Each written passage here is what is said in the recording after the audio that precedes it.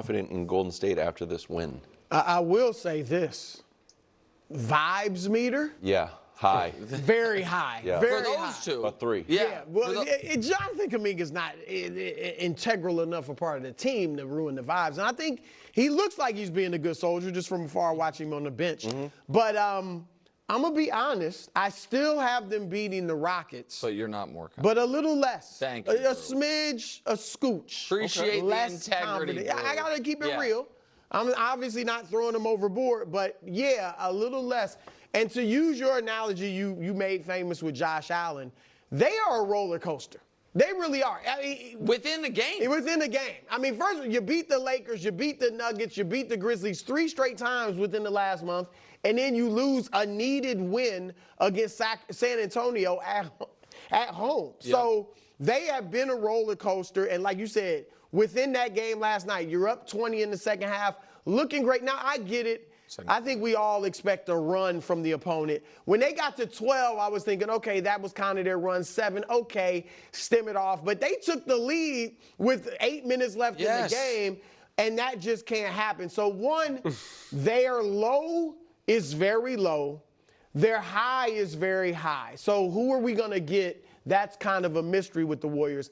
The biggest problem, though, or another big problem, Nick, they're too small. Yes. They're too small. And, you know, I've been beating this drum for a while. People act like when they were winning those championships, I get it in 22, they were kind of small. Looney was playing more, though. But when they had Durant and before Durant, they always had an Andrew Bogut, a Zaza Pachulia, a Festus Ezeli, somebody you could just throw in there to have some size.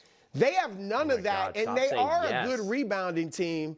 But the last few games, they've been getting crushed on the glass. Zach Edey, he looked like an all-star last night. Like Zach, at times. No, but he was like dominant. Like he was a major factor. As long as he didn't have to hold on to the ball too long. How can they do it with Edey? Yes. Yeah, he doesn't.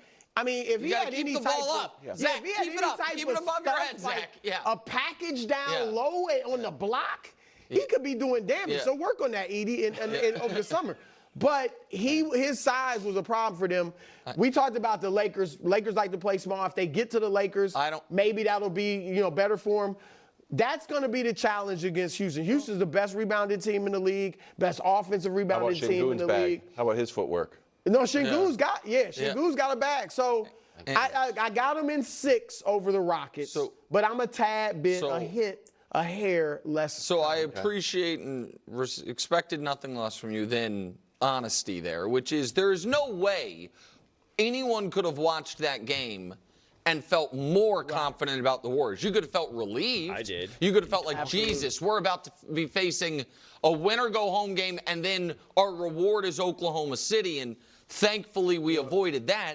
But Memphis hasn't beaten a good team since January. Good Western Conference team. They did get 1 win against Detroit since January, but that's it. Right, who's not a contender, but they have, and you got an amazing Jimmy game with some amazing assists by the officials early in the game on Jimmy's behalf. Ja got hurt during the midst of they made the run with Ja on the bench. Right, but it was also part of the run, cutting it from 20 to 12 and then getting it close, which was with Ja out there. I'm still waiting for Reggie's diagnosis. I think he turned his ankle. And maybe so stepped on a foot, maybe not. There's no way to tell. Maybe he was taking Advil. Who knows? Get on the bike. And you still barely escape. So I know we're going to do a full-on preview later, but I'm just ready to say right now, Wilds is going to end up being right about the Rockets winning around. Thank goodness, because yes, I think the Rockets are beating them. And here's what I took away from the Edey minutes. The Rockets are going to be able to play Steven Adams if they want to. Yes. And so, I would have thought the Warriors would play Edey off the court. And they went at him, and they had some success against him, but you're right, they obviously didn't play him. They didn't play him off the court. Edey getting in foul trouble hurt the Grizzlies. And so I also think, and I know we're going to talk Jimmy, and Jimmy was great, Even if we are getting full-fledged playoff Jimmy, 38's not going to be a regular occurrence. So you had a great Jimmy game. It was kind of perfect timing with the Steph conversation from the other day when we were saying he's not that good historically at game-tying or game-winning shots. But God love him, he's the best I've ever seen at the dagger, just rip-your-heart-out shots. He hit a few of those in that game. You got all of that. I just don't think they have enough reliable players. I trust, obviously, Steph. You obviously trust Jimmy.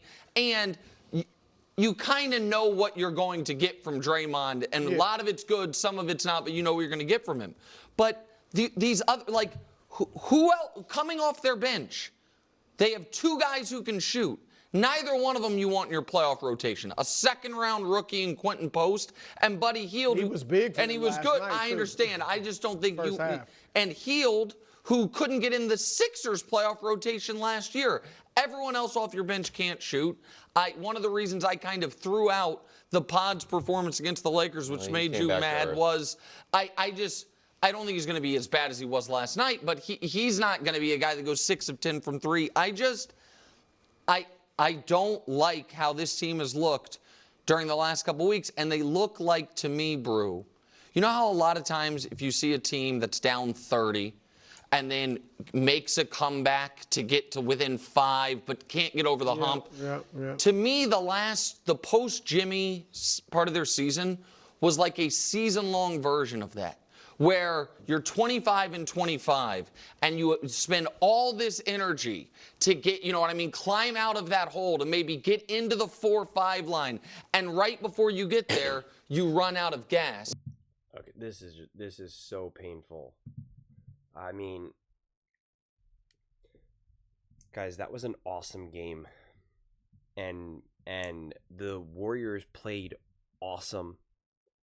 Okay. And now you want to pretend that they got bailed out by the refs or Ja Morant getting injured. And I love how you want to try to, take shots at Reggie Miller because he made fun of LeBron and before, like a year ago, cry me a river, man.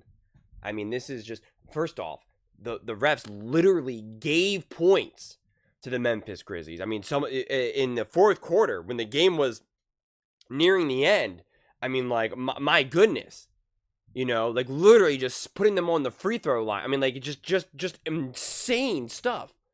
The one foul call on I think it ended up going on Kevon Looney. I mean, like, just ridiculous, absolutely insane. As Reggie Miller stated very clearly. Why don't you say that? Steph was playing awesome. Draymond Green played awesome. Post played awesome. Butler played awesome. Like, I just don't know in what world we're going to pretend that this was not an awesome win. And you're talking about, the Memphis Grizzlies haven't beat anyone good in months or whatever. Dude, this is the playoffs now. Everything is different in the playoffs. How do you not know that? How do you not understand that? Playoff basketball is wildly different from the regular season. It's night and day. It's why playoff basketball is so awesome and so great and so next level. It's why the regular season is so hard to watch. It just is. Because you see games like that and you're like, man, how do I watch, a basketball game in November where it truly means nothing? Whereas this game meant everything. So this whole idea of more or less confident in Golden State, I thought you were all concerned about, will playoff Jimmy be playoff Jimmy? That was the whole take. I don't know if playoff Jimmy, oh man, Warriors fans are really banking on playoff, on Jimmy Butler being playoff Jimmy. And now he turns into playoff Jimmy. And you're like, nah. I mean, it just doesn't make any sense. It doesn't make any sense. I have no idea if the Warriors will be able to beat the Rockets. Like, this is the way how these 7-game series works, and this is the way how these playoffs work. Where we know in basketball, it's not always like the two best teams meet in the conference final. Like, this isn't football. where, you know, you no one ever watches a wild card matchup in football, you know, first round of the playoffs, and thinks to themselves, this is the real AFC matchup. You know, winner of this game will win the Super Bowl. They don't do that in football. You do that in basketball all the time because of the way how the seeding works, the way how the brackets work. So, you know, they're to me, making like the Western Conference Finals, or like, that's not anything to me in basketball. It's just not. In football, it's a thing. Getting to the AFC Championship game, winning the NFC Championship game, like, that actually truly, truly means something. Not so much in basketball. So, you know, this matchup with the Rockets could be elite, could be special. The Rockets could go off and get to the final. You know, like, that's just the way it is. This is the claim that they made with. They tried to make this claim last season when it was the Lakers versus the Nuggets. I think that was last year or the year before. I'm already lost in that. I think it was last year. So I'm sick of us always moving the goalposts here, man, because it's just like, if you're a Warriors fan, and then again, we want to pretend like, guys, in virtually every basketball game these days, it's 2025. In virtually every basketball game these days, both teams go on like a 15-0 run, you know, a 20-6 run. Like, we see it every single game. Every single game. This is how basketball is played now. You can't be like, oh, they blew a 20-point lead. Like, it's just what happens, especially in the playoffs. Especially when you have a bunch of other players for the Grizzlies. Like, you know, also, you want to talk about outliers. You had a bunch of Grizzlies players shooting the lights out of the ball. Not, you know, couldn't miss from three. I mean, the highest three-point percentage is the Milwaukee Bucks with 38.7. The Grizzlies are usually 36.7. They shot 46%. You want to talk about outliers? There's your outlier right there. And the Warriors, they're 36.4%, and they shot 34.9%. They actually shot under. So, let's chill here, okay? Can we chill here? Can we be a little bit more accurate? This team has been playing a lot. As Steve Curry even said, they really need the rest. You know, Steph Curry's banged up. Like, I also love. Like, could you imagine? Steph Curry, like, essentially literally has like a cast on his, you know, like on his thumb, his hand. Could you imagine if that was LeBron, or heck, even like Luka, how much praise they would be getting? But with like Steph Curry, it's just kind of like, yeah, he's wearing this thing. What are you gonna do? And it's like no one talks about it.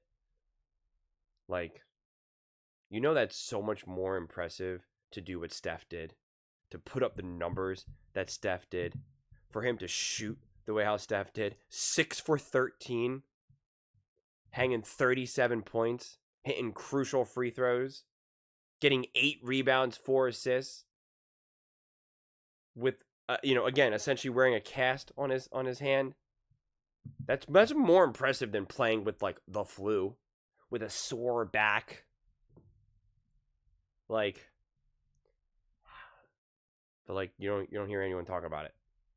That wasn't insanely impressive. It's weird. It's weird. Also has like a some sort of other brace that he's wearing for like his pelvis or something. I tried not to think about it. Every time they start telling me all the injuries that all the random players have, they're like, oh, Jimmy Butler and his thigh. I'm always just like, let's just watch the game. Stop.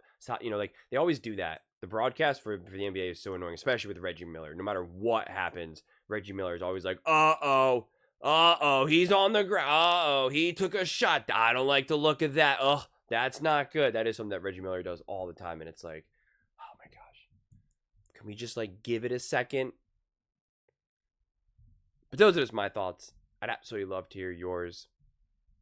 What do you guys all think about the Golden State Warriors? Are you more or less confident in the Warriors? Let me know in the comments below. I read every single comment. So whether you agree with me or disagree with me, either way, let's get in some discussions. Let's get in some fights. But ultimately, let's just have some fun. And please do consider subscribing. We're building an amazing community here, and absolutely love to see you part of it. I want to build something that we all genuinely feel connected to. Something that we're really excited to be part of. I think we're well on our way to doing it. And please don't forget to give this video a thumbs up, as it really does help the visibility and the algorithm. Thank you so much. See you next time.